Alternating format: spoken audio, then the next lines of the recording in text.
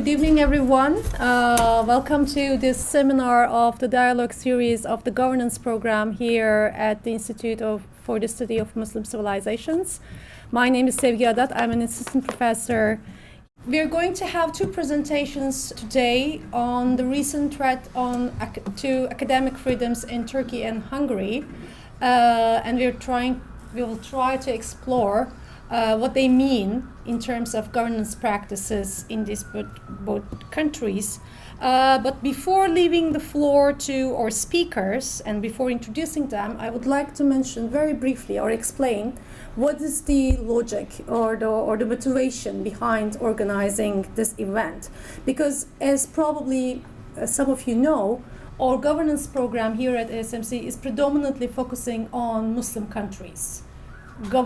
Issues of governance in predominantly Muslim countries. We organize seminars, workshops on legal change, institutional change, ongoing public debates that are central to discussions of democracy in predominantly Muslim societies. So the focus is really on the Muslim contexts. But at the same time, what we aim in the governance program is to sort of broaden the perspective a little and to go beyond some binary thinking about Muslim societies, Muslim, non-Muslim being one. So when we first began thinking about organizing an event on the recent attacks on academic freedom in Turkey, we meaning I and Gianluca Parolin, who is the faculty lead for the governance program here at ASMC. When we were thinking about organizing an event on Turkey, Hungary made it to the news, to the international media, with a legislation that restricted the working of international universities in the country, specifically targeting the Central European University. And then came the campaign, I stand with CEU and all that, and still an ongoing campaign, and it's an unresolved issue. So we had these two examples simultaneously, two countries simultaneously attacking academic freedom and universities and academics. And at the same time, when you look at the developments and the discourses around these issues in both countries, you would find striking similarities. And in fact, the similarity between Turkey and Iran is not really specific to the issue of higher education or academic freedom, but there has been a general view by scholars around the world that these two countries are kind of two interesting examples of shifting towards authoritarianism, a certain type of authoritarianism that, again, very striking parallels between each other, but you can also make a comparison with India, with Poland, with Egypt, maybe even US. I don't know whether it will come up in the discussion tonight. So we decided to go for a comparative seminar so that we can actually contextualize what's going on in Turkey or in Hungary in a global setting, because I think this rise of authoritarianism or the attack on academic freedom or rise of populism, whatever you have in this shift, are not really specific to Turkey or Hungary. These are really global trends and they should be treated as such. So this is basically the idea behind tonight's seminar. So our next speaker is Attila Malik, who came all the way from beautiful Budapest to be with us tonight, and we're very grateful for that. Attila is a senior researcher at the Demographic Research Institute in Budapest, and he's also a lecturer at Corvinus University. And he informed me that he's also the president of a new center called Kalpolanyi Center that he and his colleagues established in Budapest. So looking forward to their future events and seminars in Budapest. And Attila is specialized in demographic structures, international migration, globalization, and the rise of nationalisms, particularly in Central and Eastern Europe. He's going to talk about the Hungarian case, of course, with the title Authoritarian Capitalism and Nationalist Revival, Problems of Higher Education in Hungary. Yes, thank you. Thank you very much. It's extremely a great privilege to be with you, and I think the whole idea is to have cross-regional, cross-cultural analysis. I think it's one of the things we have to do, because one way how our mind is captured is that we don't allow these things. So I'm very glad that we are starting the thing. Of course, we are not going to finish it today, because it's next to impossible. And actually, listening to this excellent presentation on Turkey, I can see, dramatic amount of differences. So we really need to go into detailed ones. But there's one similarity, and this is what I would like to talk about today. And actually, I rarely make a paper like this. Generally, I give a talk like this. But this time, I decided to put a paper together, which I'm going to hopefully read in a manner which is not going to be too long and then too engaging. But what I really would like to point out is that there are a lot of differences between the two countries, but in terms of a logic of authoritarian capitalism, or this revival of an authoritarian political rule within global capitalism, I think there's something which we need to talk about. Now, to do the analysis, we have to go back to history.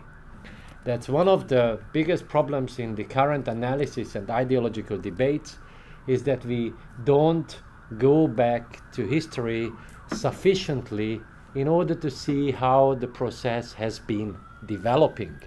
Because that kind of a historical structural logic is going to give us the answer to some of the questions how minds can be captured. Because minds are not captured from Tuesday to Wednesday, but it takes a long time, and there are a lot of experiences which have to be put together. So, first, then we need to look at how the opening up was managed in the 1980s in Hungary to global capitalism, as this set the scene for the current revenge. And I purposefully use this term, revenge. This gives the historical ideological logic of authoritarian illiberalism, attacking various autonomies in the society. So the first thing is going to be about the dismantling of state socialism, and then something which I call transitory class, and then the story of the governing party of Hungary today called Fidesz. In dismantling state socialism, Hungary was following a clear line of neoliberalism with an almost unconditional West centrism.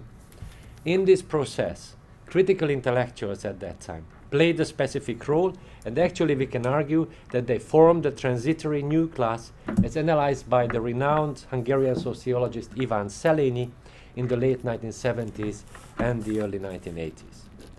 The new class was, new class is always a problem in sociology. The new class is something which is different from the previously understood classes, but in a certain moment, they also had a very specific historical role when can actually could control property rights. That is to say that this was the ideological background which they provided for the privatization of state-owned economy and how to make Hungary an auctioneer state, as József Böröc put it later. In this process of forming a transitory class, the control of the state was crucial, because state socialism had to be finished also in a way through the state. And it was a non-repeatable historical moment. This historic opportunity was partially due to a global change, of course, most importantly a new cycle of global capitalism in the freshly enhanced free move of capital, which could be seen in the dramatic rise of the share of FDI in the global economy. Altogether, this change, global local change, led to an exclusion of the old party elites in Eastern Europe and very importantly in Hungary.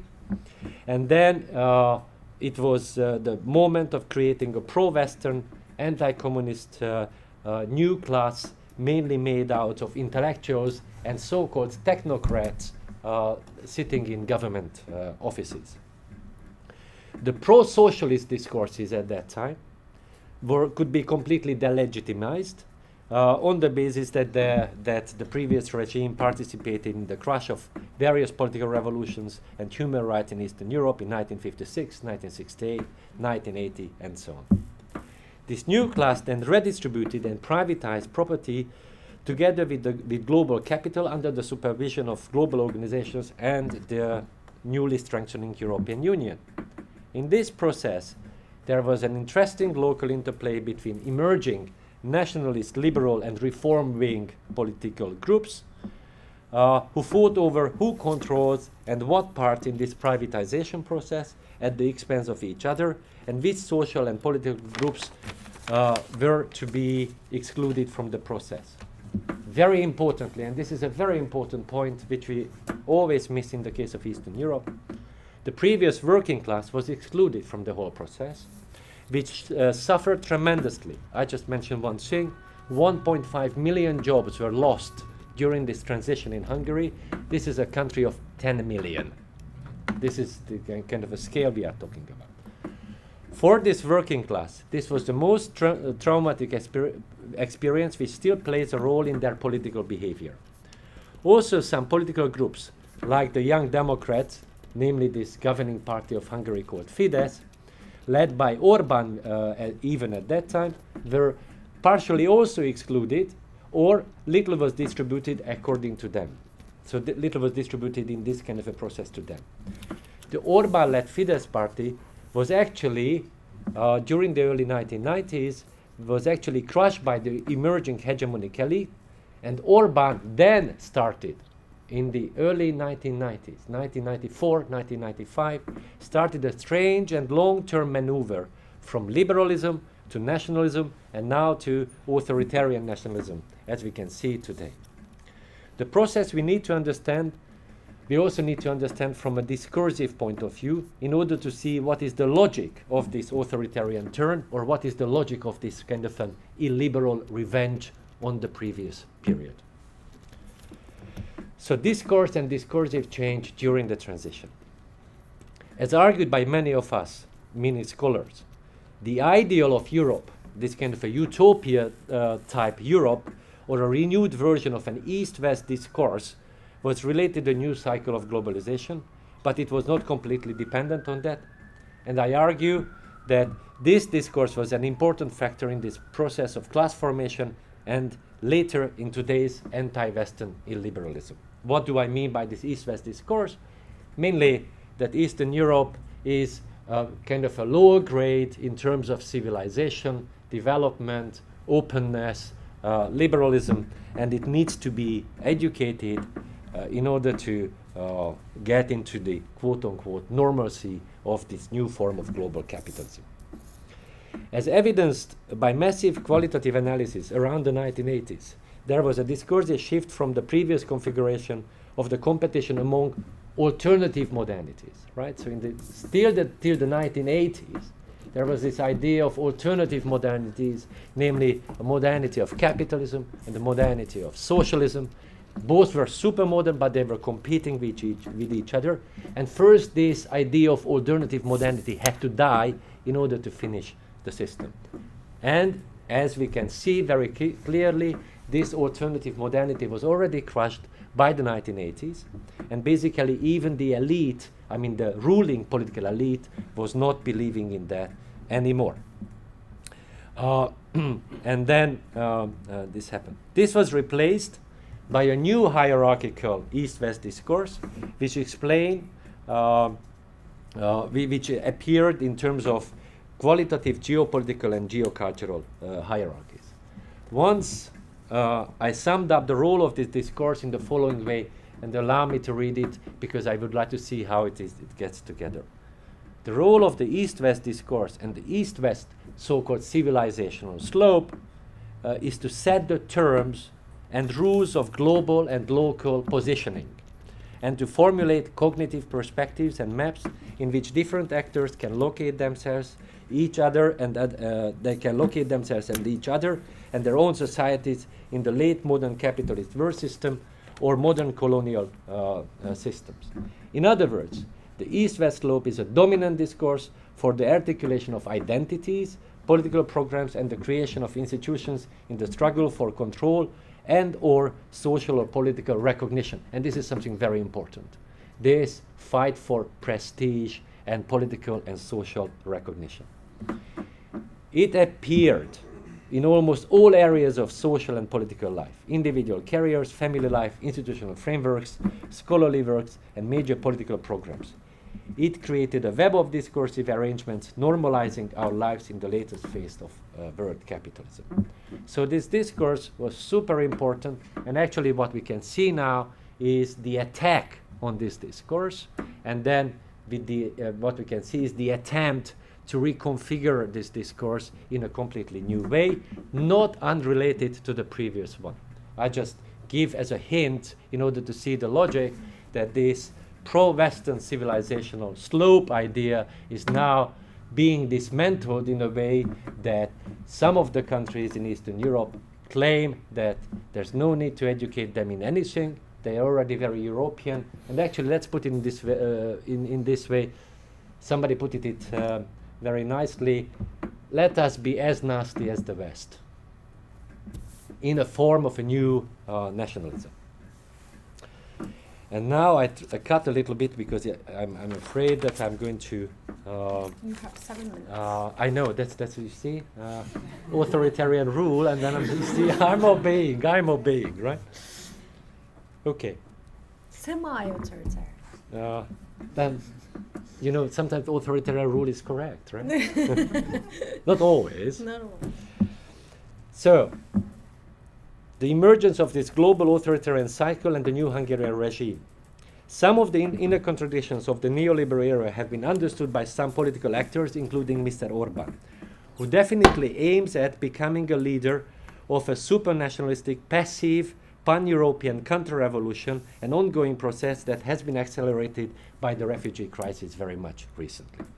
The original cause of this is the objective decline of Europe in the global frame and the restructuring of its working class, coupled with very intense struggle among various business elites to control capital. This overall restructuring process has led to the emergence of some frustrated, relatively young elites that make a new claim for power and utilize brand new discursive techniques. We should not forget that this new elite, now capturing the minds, and its experts have already received professional communication and media studies. So they aptly utilize these things very well. These elites, challenging the previous hegemonic pro-Western discourses and elite, have understood the sense of insecurity, isolation and frustration of the abandoned working classes, which were ignored as part of a Western model. And that the challenging elite understood the feelings and then pointed symbolically to all the time to this. This we can actually demonstrate in various ways, that this new elite is rather clear in symbolically pointing to this sense of insecurity and frustration of this previous abandoned working class. This newly rising elite also had to question the Western hegemony, for instance, the assumption that Europe is to be understood as a benevolent actor. Intra-European and inter-regional prestige hierarchies, according to which internal Orientals, that's Eastern Europe or East Europeans, are supposed to be passive, dependent objects of Western-oriented policymaking, that also had to be questioned. And this revolution against those Western-oriented, as Orbán puts it, liberal fossils, can be performed in public discourses and in very ugly campaigns, what we can see even in the streets of Hungary. Orbán named this revolutionary process in 2010 on the night of its glorious victory of a voting booth revolution. According to him and fellow members of this new elite, which was not so new, but actually newly in power, or in massive power, this revolution is going to on first in Hungary and then throughout Eastern Europe, and possibly even eventually in Western Europe as well. Furthermore, very importantly, large sections of the abandoned domestic working classes have also supported him in this process, and then these groups have already been thrown into a new type of service economy, experienced a dramatic insecurity and frustration. But one should not forget the emerging new authoritarian rule is not questioning capitalism as such. It basically serves as a new method of running an open and unequally developing economic system in which the nation state is supervising some of the accumulation processes and, very importantly, and reallocates some assets to the local oligarchs. So the key essence of authoritarian capitalism, that they needed to capture the state again in order to reshuffle some of the capital, some of the business, according to the local oligarchs and local political clients. Anyway, at the same time, this regime is trying to satisfy competitiveness via disciplining and producing an appropriate local workforce, meaning that they are not giving up the idea of managing this competition. The only thing they are saying is that certain parts are to be reallocated to the local oligarchs. Now, what about education policy? The country is currently experiencing a shift in its education policies accordingly. Overall, during the transformative changes in the 1980s and 1990s, the Hungarian higher education system developed an almost unconditional West-centrism, which implied that all political steps and reforms were seen as methods of advancing towards a more democratic, more developed European scenario. Efficiency, rationalization, better international competitiveness, and the reduction of overspending were all key objectives during these reforms. For example, in the introduction of competence measurement, PISA, which we were further legitimized by contrasting these values against previous socialist era. That is to say, they legitimized that the new emerging educational system was better than under socialism. But despite these efforts, the system has remained somewhat chaotic, even after the introduction of the Bologna system in 2005. During this systemic change, there was a dramatic increase in the proportion of students in the relevant age groups from 12% to well above 40%. This expansion was not only the direct aim of national educational policy, but also an indirect reaction to the loss of jobs after the collapse of state socialism. Namely, many of the young people found ways in education but no job. Higher education was seen as a solution for high unemployment, very low labor force participation rates in the local labor market. In the name of the competitiveness, there has been an interesting ideological shift recently towards a combination of neoliberal and nationalist ideas, coupled with a clear aim of centralization and direct governmental interventions. Allow me an extra 3 or 4 minutes in the end, right? Okay. Just, I'm begging. Which is an identified... So it is semi-authoritarianism. See, I Yeah, allow you know, a few more minutes. it can be this. Yes, It's yeah, very democratic competitive, because we can... whatever. It's Authoritarianism open to negotiation, kind of. negotiation is fine. Right? Yeah, yes. Okay. Recently, towards a combination of neoliberal and nationalist ideas, coupled with a clear aim of centralization and direct governmental interventions, which is an identifiable characteristic of neo-nationalism. This process is most tangible when it comes to reforming elementary and secondary schools, where there is a dramatic effort to establish a dual educational model separating humanities-oriented secondary and education with vocational schools. In fact, in line with the new national higher education strategy, the government is reducing the role of secondary schools for the favor of vocational education. In 2011, the government reduced the compulsory age of schooling from 18 to 16 years, which was widely criticized by teachers and parents at that time. This particular action was paralleled by a change in the system of producing textbooks from a market-oriented system to a completely centralized one, allowing only 2 versions of books for each subject. This was also coupled by a nationalist turn in curricula, emphasizing the glorious past of the nation and reducing reflective critical perspectives. So the 2 things at the same time. So let's produce workers for this investment, plus at the same time, let's discipline them with nationalist ideas. Changes in higher education have been similarly radical. The new national higher education strategy bears a revealing title, Shifting Gears in the Higher Education. This business-oriented document refers to the unconditional promotion of an industrial structure policy in education, which is expected to increase competitiveness and by directly satisfying labor market needs and selectively developing only the key fields of education, key fields as they put it. According to the document, this new educational system will be able to keep the accelerating tempo dictated by the global world, would leave no room for relaxation. Later on, it highlights that this could be achieved by clarifying business relations and identifying who gives orders and who is the owner.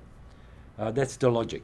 This language clearly indicates a neoliberal or corporative turn, which we can see in many countries, including this country, so do not misunderstand me that I just saved this for Hungary.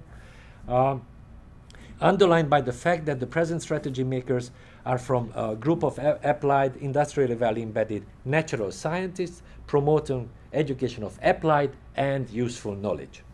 Therefore, it might not come to us as a surprise that the strategic document focuses predominantly on medical education, informatics, engineering, and the natural sciences as areas of special intervention, where there is no mention of social sciences, with the more exception of economics. Some of the soft social sciences, like communication studies, have been taken out or have receiving basically zero state support. And actually, that's also a beautiful thing, because the state support for communication studies goes to Hungarian communities beyond Hungary, because that ideologically is a little bit more apt. Apparently, the government is using this strategic document to cover the reduction and the rechanneling of state financial support for the social sciences. In the last few years, there have been various attacks on communication sciences, legal studies, economics, both in terms of quality and curricula. Public funds have also been established by the Hungarian National Bank. I do not want to go into this kind of a scandal, to promote the education of unorthodox economics. Actually, this fund of the Hungarian National Bank is bigger than the total budget of the Hungarian higher education, right? In terms of value. This is what, so when they are to promote new unorthodox economics, unorthodox geopolitics, that is to say, the kind of a new regime. Similar maneuvers have been against genderism, as they put it. That's the new kind of a hate word. Namely, that liberal elites are promoting values and role models which undermine the reproduction of the nation. According to the proponents of the new regime, of new ideological regime, instead of pro-immigrant openness and the cherishing of individualistic values, there is a need to reproduce and to increase fertility in the appropriate Hungarian middle class or lower middle class groups, for which the government is willing to give huge public support. For instance, the government started supporting family studies as opposed to gender studies. There have been also attacks concerning international studies programs. The strategy document of the government contains a short paragraph on further increasing the international links of Hungarian higher education. At the same time, it refers consequently only to the Carpathian Basin, including territories of the Hungarian minorities in neighboring countries, as homogeneous, cross-border national educational resource for Hungary, which is related to the fact that substantial Hungarian minorities live around Hungarian borders. According to the document, these changes are expected to protect Hungarian minorities against assimilation and migration, since they are provided higher education in Hungarian language locally, and thus they are not obliged to move to Hungary in order to receive such educational services. However, Hungarian minorities from neighboring countries already constitute the majority of foreign students in Hungary. In light of this, we can claim that higher education policy took a clear nationalist turn by trying to involve mainly Hungarian nationals as foreigners. In some ways, this trend also conflicts with the neoliberal turn of the promotion of immediate economic usability of students. As part of the strategic actions, the government is constantly centralizing not only primary and secondary education, but also higher education via introducing government-elected chancellors to centralize the financial management of university, and even aggressively promoting one particular university, the National Public Service University, and providing program monopolies to them. Actually, they can accept, normal Hungarian university, my university, has to go through a very difficult process to get the program accredited. This university can hand in, and then it can actually be immediately accepted. This renewed university hosts military, police, and civil servant programs and receives special privileges, money, and physical buildings, while other universities and colleges have been attacked for having too many programs or for not being efficient enough. The additional government support, that is to say, beyond student fees, 92% went to this university, and the rest of the 8% remained for the other university. As part of this move, the government was also negotiating the complete ban and the radical reduction of various programs, including international studies. This was paralleled by a movement to introduce a previously unknown program for European and international public service at this university. Okay, and now I go to the very last point, and please be patient, I do apologize. The very last move of Viktor Orban's government in Hungary moved swiftly to shut the George Soros-funded Central European University, CEU, the most affluent and highly paid university in Budapest, by a bill that stipulates that institutions with foreign affiliations granting degrees accepted both in Hungary and their country of origin are not allowed to operate in the country. Namely, the bill stipulated that the CEU should have actual teaching in the United States in case it is issuing a degree, a US degree as well, because that was the thing what CEU was doing. Here, several factors can be observed. First, Orban is joining all other authoritarian governments, like in Russia, but in many other countries also, in disciplining two liberal transnational forces, and George Soros in particular, who finance and conspire against democratic elected national governments. Soros and his university thus represent symbolically cosmopolitan financial capitalism, destroying national values and even imposing millions of quote-unquote terrorism suspect refugees against which the nation is to be protected. This defense legitimizes even the attempt to practice some control over civic groups, that's another important move, who are financed from abroad. So we have a new law which says that in case a certain amount of money is received from foreign sources, then that NGO is supposed to make this absolutely public, that we are financed from foreign forces. This is what they have to declare, which is a nice way of putting some kind of negative stigma on themselves. Which is very important, because that's also some kind of way to stop and counterbalance civic activism being found too cosmopolitan and too liberal. Couple of sentences of conclusions, then I finish. Due to the above described historical structural reasons, the newly established authoritarian illiberal regime has gained momentum and receives a lot of public support or positive indifference. This new scenario, and this is what we need to think about, right? Because that's not something which we can actually dismiss. This new scenario, with its anti-refugee, anti-Soros campaigns, is a clear revitalization of a discourse of the 1930s. Thus, after the dismantling of state socialism, the reorganized elite is playing with very dangerous weapons. In the case of Hungary, only in the field of communication. So they are very careful in not going beyond communication, going into physical steps. But of course, as I'm a sociologist, I never see that discourses are not materialized sooner or later. The anti-refugee campaigns already in Hungary has led to violence already at several points of the country, so we just cannot expect that it's going to be different. They have some tactics how to avoid accusation of direct anti-Semitism, but in a sense they are already in that terrain. This symbolizes how the elite, challenging the previous hegemonic pro-Western ones, actually drifts over the very radical nationalist and authoritarian position and starts an open fight against all global forces, including the European Union, which is seen as being captured by Soros himself. That's actually the claim in Hungary. Soros directs the Commission. Full stop. Which organizations are seized and as implementing the Soros plan to destroy nations via promoting immigrants, alien, anti-Christian elements, and most importantly, so now we are comparing a Muslim country with an anti-Muslim country as well. Trends in Hungary are also obviously interconnected with general authoritarian cycle, apparent not only in Hungary, but also in other repressive regimes of the semi-periphery, such as Erdogan's Turkey, Putin's Russia, Modi's India, or post-Maidan Ukraine, or, as you mentioned also, we can talk about the US as well, which is of course not semi-periphery, where the idea to reshuffle the control over resources and achieving popular support via hate campaigns and programs of so-called national defense have become the most dominant one. It is just too frightful, and that these revengeful countries will be able to contribute to a larger scale and unmanageable chaos, out of which we have already enough due to the previous cycle, which has already introduced just too many tensions. Thank you very much. Thank you. Thank you, Attila, for this very, very informative summary of what has been going on in Hungary since the collapse of state socialism. Well, you mentioned at the beginning of your talk that having listened to Ceren's presentation, you see clear differences, but you see a similarity, kind of a structural similarity in terms of the logic of authoritarianism.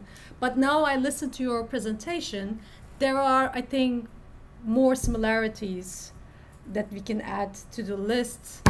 I mean, if I were to pick just one, is this idea of a revenge, like taking revenge from a previous period of this revengeful authoritarianism, if we were to coin a new term here. So, but I don't want to hijack the discussion and the Q&A session, so I open the floor for questions and comments. That's a new form of globalized nationalism, so this kind of a non-territorial diaspora nationalism. It's there. It's not just Turkey, Hungary, but many other countries, even what you don't call so authoritarian, but they do. Because in this, just let me put in terms of political economy, many of these countries try to opt for these communities because they look at them as a potential labor force or skill reservoir which can be used in the advancement of the country. So in the case of Hungary, Hungary went so far as providing 1 million non-territorial citizenship.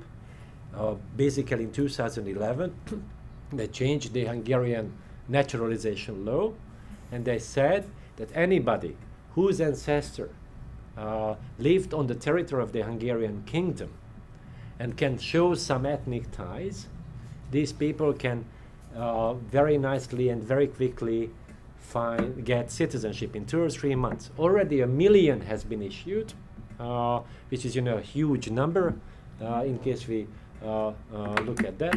So in case ironically can say, please go home, have a look at your ancestors, and then you can get Hungarian citizenship very quickly.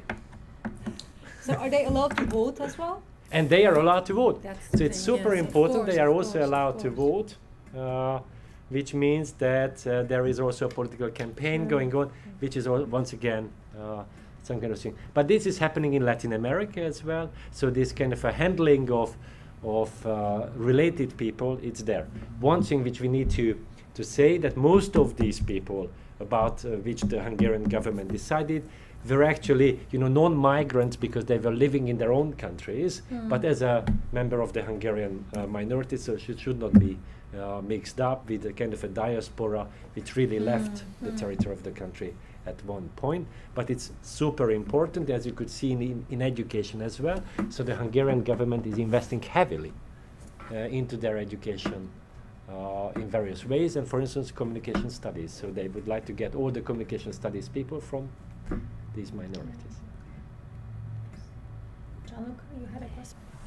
So we're saying, I think it's immensely important to see these two examples, these two cases looked at, not just because of similarities, but also, I think, in the different reading on the size of the grain of the phenomena that you're looking at, so that it forces us to somehow go back to the other case and rethink some of the things that we heard for the previous case.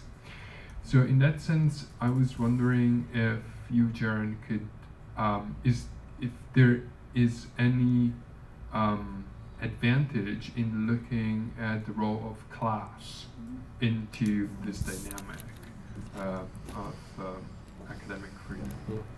So the class issue and the differences. One thing is to be made clear in case we talk about differences. So the kind of atrocities which are happening in Turkey, of course they are not happening in Hungary. So you don't see people imprisoned, you don't see universities being completely just this. I mean, they attack the CEU is still there, right? And these are very important things. You don't find people in prison. So I mean, in that sense, the kind of anxiety we have with regard to Turkey is supposed to be far bigger, right? In the logic, there is a logic in terms of how to capture the state and then how to use it. There is something. Plus, this actual, legal acts related to terrorism, we also don't find. We find, so basically we find a kind of a media campaign financed by the government, which is absolutely outrageous how it goes, but that's actually what we are talking about. Plus, moving institutional in a way, creating some kind of a new elite they want. Okay. So this is one. The second thing which is important is that, and then of course they're just talking about to have a new Hungarian elite, right? And then this Hungarian is used 10 times per sentences. In terms of class inequalities, the Hungarian educational system, even in the previous era, was extremely unequal. And actually Hungary is one of the few countries when the educational system is actually not decreasing inequalities, but even further increasing. Now this hasn't changed recently. And then as the government has been, relatively speaking, reduced the spending on higher education, for instance, all those ex-working class people, because this working class is getting very problematic concept, the ex-working class people and even the lower middle class people find it difficult to get their children at schools. One of the key things that Hungary had a lot of not very well performing quote-unquote colleges and universities. There was a very severe attack on them, but they did their service in some ways that some of those people who could go there, even those people actually could they had better chance to find a job. So we have very strong statistics that that the probability of unemployment is 3 times lower in case you have any kind of a higher educational degree. Of course, many of those higher educations are actually used in this town, for instance. So many of these people actually in the end came out to work here. But even in that way, because they learned the language, they did certain things, so they could move ahead. And then, so that the current system hasn't changed it, and actually we are seeing this. Plus, very importantly, politically, because nonetheless the anxiety of this ex-working class is there. And this is what is played out. So they are promised of something politically. I don't know whether that's the case in Turkey with the change of the economy. I think the Turkish economy is not exactly the same type of economy as the Hungarian one, which makes a huge difference, for instance. And then that's it. But we have this ex-working class, and that's actually behind the revolt of Eastern Europe. You find this. Let's see that there are differences, and you're rightly pointing at that the increasing the scores for entering communication studies beats state finance, because in Hungary, Hungary is a rich country, and it provides the first BA degrees can be financed by the state, right? Which is a big advantage. Now, the numbers here are the key things, but there is a centralized now and university-specific distribution of these scores. So, for instance, my university always receives the highest scores, which makes sometimes things very difficult, because then we, of course, lose quite a number of students. But here the point was actually, in some ways they were correct. I mean, the government was correct, pointing out that the Hungary of 10 million, why should we have 70 universities and colleges? There's a point. But they did not look at the social background of the whole thing, which was very important, and they should have thought it over. Instead of that, they tried this kind of a very mechanic attack on them, while at the same time the public service, it was the kind of a political attack, what we talk about in Turkey, that was with regard to the CEU, where the government admitted this is part of a political battle, which was, for me, I was first listening to this law, and then I was, like this, sitting like this, what the hell is going on here? And then I did not have to think too hard, because the next day the government publicly said it was part of a political game. So then I thought, okay, so this is against academic freedom because it's impossible to have a political battle over higher university. education, yeah. Full stop, and then it is where we have to stop. But they openly admit that. So the Soros University, that's political battle. Yeah. That's for sure.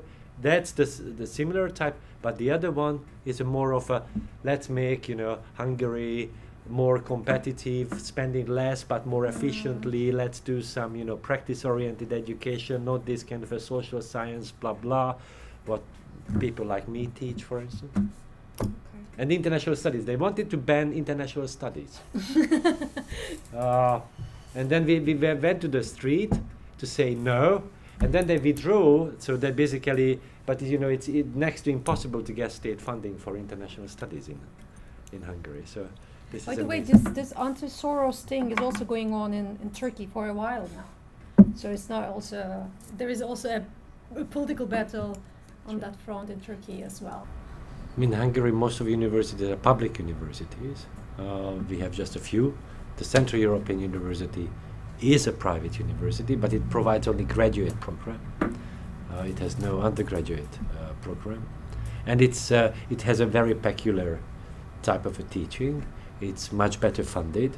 The salaries cannot be really compared to the non-CEU universities. It's the multiplier is really big. It has a wide student background, not just Eastern and Central Europe, but well beyond that. So that's different. But I think that we can't say that the public universities are not learning out of these things. We have been cooperating all the time with Central European University.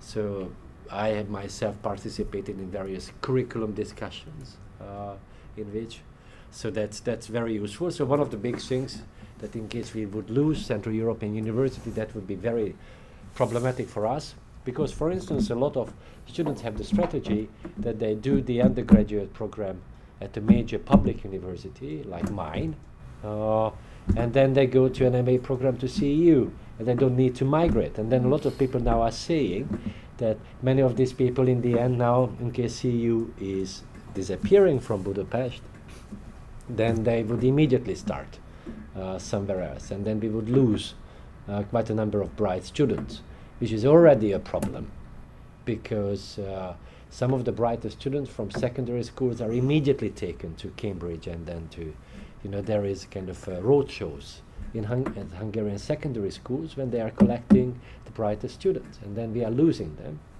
We know it very well from one statistics.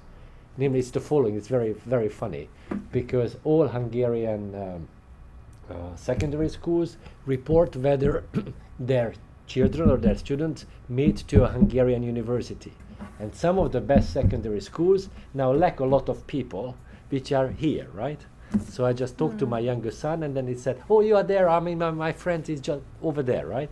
So why don't you go and talk to them, right?" So that, and he was also coming from a very, very good secondary school. So in that sense, the smaller private ones, and to be honest, I know the smaller private colleges were very problematic in a lot of ways in terms of things, but they were experimenting with a lot of things. So to be honest, I think we have to think about the social function of higher education. Some of the higher education is some kind of educated time spent together, right? In which you read, you discuss certain things. Of course, it's not going to be a degree quality in the end, but it does provide, it does open up world for these people. So we should have thought this about more carefully. And I think we are going to lose because of that. Actually, in Hungary, the number of people enrolled into higher education in the relevant age group actually declined during the last couple of years because of these moves. And that's very problematic. I would like to make 3 points. It's very relevant. It's not just Foucault, but it's Gramsci, Lukács, Mannheim. We all agree with you, right? But Gramsci, would he agree? Absolutely. I mean, Really? in terms of, because he was interested actually in the interplay. So Gramsci wanted to develop it in a way to get out of some kind of a mechanic understanding of this. This is why he introduced this idea of historical political bloc, in which, you know, the ideological hegemony and the structure, how it gets together. So Gramsci was very advanced in that because he allowed some openness. That's true, and that's, you are right. It was not that. But the point here is, I think, is threefold beyond what has already been said, very importantly. So there are big differences. One is that we live in a global world. So you can't have a nationalist turn in this because the global world is also there as a structure. So we are talking about a country which is going nationalist. 80% of its economy is completely export-based. But I mean, how is that possible, right? Which means that people have an experience of living in a completely global world. Nonetheless, they get some kind of a nationalist education, right? That's one thing, which is very important. The second is, you are right, but this is a question of political fight. So I think we need to make a fight. We as educators, and we have to take it very seriously. So we need to defend ourselves from government, that's for sure. We also need to defend ourselves from capital as well, right? Because that's also very powerful. And then to think about what to do for society, which means that what to do and what kind of knowledge those people need. So this is why I feel sorry for those lower class people in the countryside who have no access. And then actually they would need it because they work as migrant labor, so they would need a better education which gives some clue what is happening to them. So I think this is a kind of a political program, which is a critical political program, because of course it's not going to be supported too much. But I think I would take this rather seriously in the longer run. So you are right, but we have to change it a little bit, right? So on this very powerful note, I should close. Thank you so much. Please join me in calling more speakers.